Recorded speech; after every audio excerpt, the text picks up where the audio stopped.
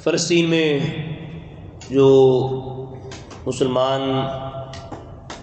بھائیوں اور بہنوں کی صورتحال ہے،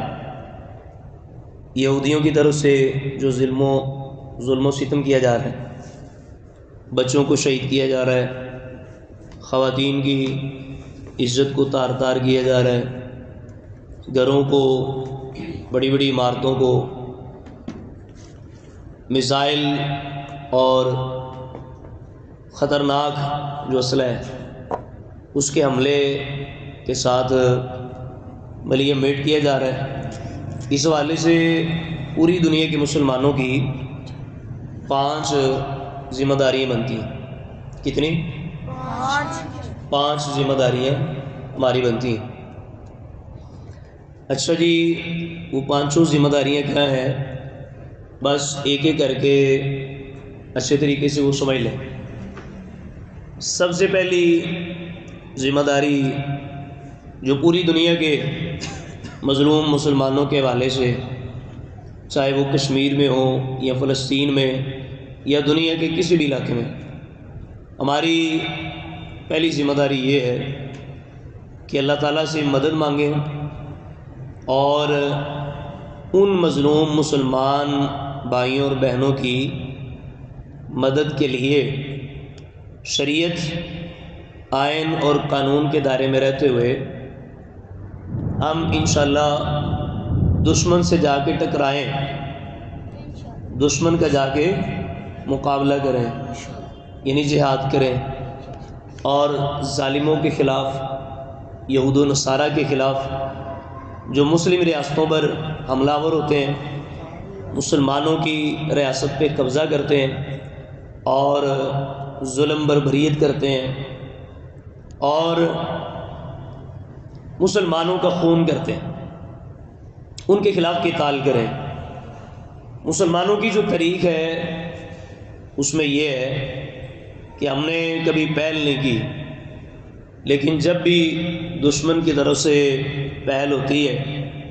تو پھر غزوہ بدر، غزوہ حنین، غزوہ احزاب، غزوہ احد، غزوہ تبوک، فتح مکہ، تاریخ اسلام گواہ ہے۔ ہم نے پھر انشاءاللہ کیسر و کسریٰ کو بھی تباہ کیا۔ ہم پھر فاتح خیبر حضرت مولا علی شیر خدا رضی اللہ تعالیٰ عنہ سے محبت کرنے والے ہیں، اور اللہ کی تلوار حضرت خالد ابن ولید رضی اللہ تعالیٰ عنہ کو چاہنے والے ہیں۔ ہم پھر صلاح الدین ایوبی بھی بنے، سلطان محمود غزنی بھی، بدھ شکن بھی بنے، ہم پھر ٹیپو سلطان بھی بنے، شیر محسود، اور ہم پھر محمد بن قاسم بھی بنے۔ ہم نے دنیا میں اللہ کے حکم سے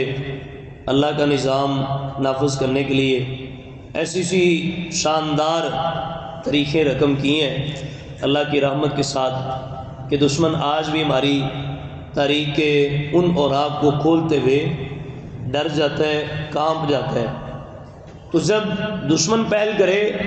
تو ہم نے پھر انشاءاللہ دشمن کو صفحہ ہستی سے مٹایا بھی ہے اور اس کے ٹکڑے ٹکڑے بھی کیے ہیں۔ ماضی ہمارا گواہ بھی ہے۔ پوری دنیا کے سارے یہود و نصارہ غیر مسلم، ابھی پچھلے سالوں کی بات ہے، مل کر امریکہ کی سرپرستی میں نیٹو فورسز افغانستان میں آئے، اس سے پہلے روس آیا، برطانیہ سے بھی ہم نے ٹکر لی۔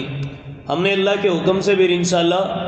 کسی کو 5 سال میں، کسی کو 10 سال میں، کسی کو 20 سال میں اللہ کی مدد کے ساتھ ذلیل کر کے، رسوا کر کے، تباہ و برباد کر کے، اور ہم نے انشاءاللہ ناکام کر کے اللہ کے حکم سے ان کو عبرت کا نشان بنایا ہے۔ تو یہی جو جذبہ ہے نا، جذبہ جہاد اور اللہ کے راستے میں دین اسلام کے غلبے کے لیے، مظلوموں کی مدد کے لیے شہادت کا جو جذبہ ہے، یہ جذبہ ابھی اس کی پھر ضرورت ہے کشمیر کے مسلمانوں کے لیے، فلسطین کے مسلمانوں کے لیے، یا دنیا میں جہاں بھی مسلمان مظلوم ہے۔ ہماری پہلی ذمہ داری یہ ہے کہ ہم غازی بننے کا شوق اپنے اندر پیدا رکھیں اور شہادت کا جو جذبہ ہے وہ اپنے اندر پیدا کریں. شریعت کے دائرے میں رہ کے اپنے پیارے پاکستان کے آئین اور قانون کا بھی لحاظ اور احترام رکھتے ہوئے ہم جہاد بھی کریں اور اپنی پاک فوج کے جو ہے نا پیچھے کھڑے ہو کے ان کے ساتھ مل کے دنیا کے ظالم کو اور بربریت کرنے والے کفر کو ہم اللہ کے حکم سے للکاریں اور ان کو ہم اللہ کی توفیق کے ساتھ انشاءاللہ ظلم کرنے سے روکیں. اگر وہ محبت اور پیار سے ہماری بات نہ سمجھیں تو پھر ہم انشاءاللہ ڈنڈا اٹھائیں اور دشمن کا مقابلہ کریں، چاہے لڑتے لڑتے شہید ہو جائیں. یہ پہلی ذمہ داری. دوسری ہماری جو ذمہ داری ہے فلسطین، کشمیر اور دنیا کے تمام مظلوم مسلمانوں کے حوالے سے، وہ یہ ہے کہ ہم اللہ کی توفیق کے ساتھ، اللہ تعالیٰ کی مدد کے ساتھ، اللہ تعالیٰ کی رحمت کے ساتھ انشاءاللہ ان کے لیے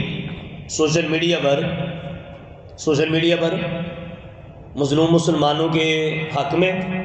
اور ظالم یہودیوں اور ہندوؤں کے خلاف جتنا بھی ممکن ہو اپنا احتجاج ہم ریکارڈ کروائیں. یعنی سوشل میڈیا پہ خوب کام کریں اور فیس بک، یوٹیوب، انسٹاگرام، ٹویٹر اور جو بھی ہمارے پاس انٹرنیٹ کے ذرائع ہیں ان پر مظلوم کا ساتھ دیں اور ظالم کے خلاف آواز بلند کریں اور اس وقت تک یہ احتجاج جاری رکھیں جب تک ظلم و ستم ختم نہیں ہو جاتا. تیسری جو ہماری ذمہ داری ہے وہ یہ ہے کہ جو فزیکلی ریلیاں، جلوس اور احتجاج ہمارے شہر میں یا ہمارے ملک میں یا جہاں بھی ہمیں کال دی جاتی ہے مذہبی جماعتوں کی طرف سے یا سیاسی تنظیموں کی طرف سے یا کاروباری حضرات، تاجر تنظیموں کی طرف سے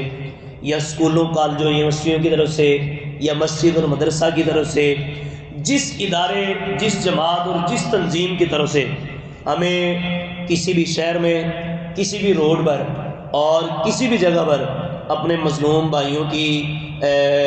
حمایت میں اور ظالم کے خلاف باہر نکل کر روڈ کے اوپر جا کے یا پریس کلب کے سامنے، میڈیا کے سامنے احتجاج ریکارڈ کرانے کے لیے بندوں کی نفری جہاں پہ بلائی جائے کہ زیادہ سے زیادہ لوگ، سینکڑوں کی تعداد میں، ہزاروں کی تعداد میں باہر نکلو. میڈیا کوریج ہوگی، اخبارات میں آئے گا، یہود و نصارہ کو ہم دکھائیں گے کہ یہ دیکھ لو ہم اپنے مظلوم بھائیوں کے ساتھ کل بھی کھڑے تھے، آج بھی کھڑے ہیں. مسلمان بھائی ہیں، ہم ایک جسم کی مانند ہیں. آج ہم نے اپنے شہر کے فلاں ایک چوک میں، فلاں روڈ پہ، فلاں جگہ پہ بالکل محبت اور پیار، اتفاق اتحاد سے مل کر ان کے حق میں ہم نے آواز بلند کی ہے. اگر تم باز نہ آئے تو انسانوں کا یہ لشکر، مسلمانوں کا یہ اللہ کے فضل و کرم سے یہ جو اجتماع ہے، مسلمانوں کی یہ جو جماعت ہے، انشاءاللہ ہم سارے مل کر ایک دفعہ تمہارے اوپر بھی ٹوٹ پڑیں گے اور پھر تمہیں نانی یاد کروائیں گے، جس طرح صلاح الدین ایوبی نے اور سلطان محمود غزنوی نے، محمد ابن قاسم نے جس طرح تمہارے ٹکڑے ٹکڑے کیے اور تمہارے ظلم کو آگے بڑھ کے تمہارے ہاتھ کو پکڑ کے روکا. اگر تم باز نہ آئے تو یہ مسلمانوں، انسانوں کا سمندر جو پر امن احتجاج اپنے اپنے شہر میں، اپنے اپنی جگہ پہ کر رہے ہیں، اگر تم باز نہ آئے تو ہم انشاءاللہ تمہارے گریبان تک پہنچیں گے اور تمہارا دنیا سے صفحہ ہستی سے نام و نشان مٹا دیں گے. تیسرا طریقہ. چوتھا طریقہ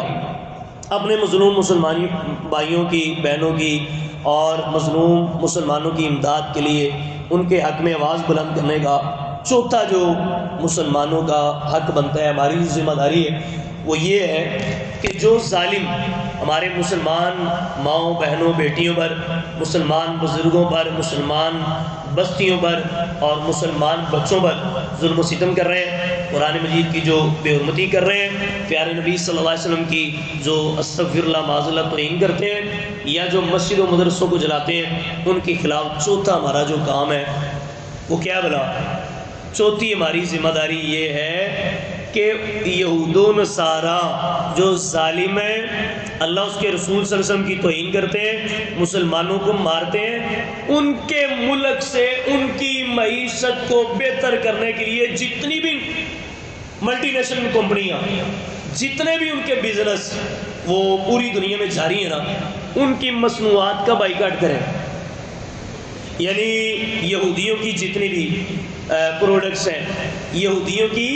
جتنی بھی کھانے پینے اور استعمال کرنے کی چیزیں ہیں، وہ ہمارے ملک میں ہزاروں کی تعداد میں موجود ہیں. میں یقین سے کہہ سکتا ہوں کہ ان کے بغیر بھی انشاءاللہ رزق حلال ہمارے پاکستان میں بننے والی اللہ کی تیار ہونے والی زمین سے نعمتیں اتنی ہیں کہ انشاءاللہ ہم مریں گے نہیں، کھا پی کے زندہ رہیں گے. ایسے نہیں ہے کہ یہود و نصارہ کی، ظالموں کی تیار کی جانے والی چیزیں اگر ہم اپنے ملک میں نہیں لائیں گے تو زندہ ہی نہیں رہ سکتے. تو احتجاج ریکارڈ کروانے کا چوتھا جو ہمارا طریقہ ہے، مسلمانوں کا ہمارا جو حق بنتا ہے وہ یہ ہے کہ یہود و نصارہ کی جو تیار ہونے والی چیزیں ہیں جو ہمارے ملک میں لائی جاتی ہیں، وہ مسلمانوں کو بیچ کر اس میں سے کروڑوں اربوں ڈالر کما کر اسلحہ بارود کی فیکٹریاں تیار کرتے ہیں اور پھر مسلمانوں کے اوپر بارود چلاتے ہیں. تو ہم نے ان کی چیزیں خرید کر، میکڈونلڈ کھا کر، کوکا کولا پی کر، لیز کھا کر، ان کی تیار کی ہوئی چیزیں کھا کر ان کو پیسے اور ڈالر نفع کی صورت میں پہنچا کر ہم نے ان کے ہاتھوں سے اسلحہ بارود کی فیکٹریاں تیار نہیں کروانی. ہم ان کو پیسے دیں گے، وہ ہم سے کمائی کر کے اسلحہ بنا کے ہمارے اوپر ہی چلاتے ہیں. یہ یاد رکھیں. انشاءاللہ ہم نے یہود و نصارہ کی جو مصنوعات ہیں ان کا بائیکاٹ کرنا ہے. ان کی کوئی بھی چیز ہم نے انشاءاللہ کوشش کرنی ہے کہ ہمارے گھر میں نہ آئے، ہم استعمال نہ کریں. پانچویں اور آخری بات، پانچویں ہماری ذمہ داری فلسطینی مسلمان بھائیوں کے لیے یا کشمیر کے مسلمان بھائیوں کے لیے یا دنیا میں جہاں بھی مظلوم مسلمان ہیں ان کے لیے پانچویں ہماری ذمہ داری یہ ہے کہ ہم اللہ کی توفیق، اللہ کی رحمت کے ساتھ فجر، ظہر، عصر، مغرب، عشاء تمام نمازوں کے بعد جب بھی اپنے ماں باپ، بہن بھائیوں، بیوی بچوں کے لیے، اپنے کاروبار کے لیے، بیماروں کے لیے، فوت شدگان کے لیے، جب بھی ہم اپنے لیے دعا کریں تو اپنے مظلوم مسلمان بھائیوں اور بہنوں کے لیے بھی اللہ تعالیٰ سے ضرور مدد مانگیں. بحیثیت مسلمان یہ ہمارا فرض بنتا ہے کہ ہم اپنی دعاؤں میں دنیا کے تمام مسلمان بھائیوں کو یاد رکھیں. ہماری زندگی کی ایک دعا بھی ایسی نہیں ہونی چاہیے کہ جس میں ہم اپنے لیے مانگیں، اپنے بیوی بچوں کے لیے مانگیں، اپنے وطن عزیز پاکستان کے لیے مانگیں، لیکن اپنے مظلوم دنیا کے ان مسلمان بھائیوں کے لیے نہ مانگیں جو دوسرے ملکوں میں رہتے ہیں اور ان کے اوپر کافر ظلم کر رہے ہیں. اگر ہم ان کے لیے دعا نہیں مانگتے تو یاد رکھیں قیامت کے دن ہمیں اللہ کی عدالت میں جواب دینا پڑ سکتا ہے. ہر اپنی دعا میں اپنے مظلوم بھائیوں کو ضرور یاد رکھیں. یہ 5 نصیحتیں تھیں جو میں سمجھتا ہوں کہ فہم القرآن کلاس میں اپنے بھائیوں، دوستوں اور بزرگوں کو بتانا اور آپ کو سمجھانا یہ میرا فرض تھا جو میں نے ادا کر دی ہے. اب یہ 5 نصیحتیں انشاءاللہ ہم نے یاد رکھنی ہے اور یہ 5 نصیحتیں اللہ تعالیٰ کو منظور ہوا، اس کا ہم نے انشاءاللہ آگے لوگوں تک پیغام پہنچانا ہے. اللہ عمل کی توفیق عطا فرمائے.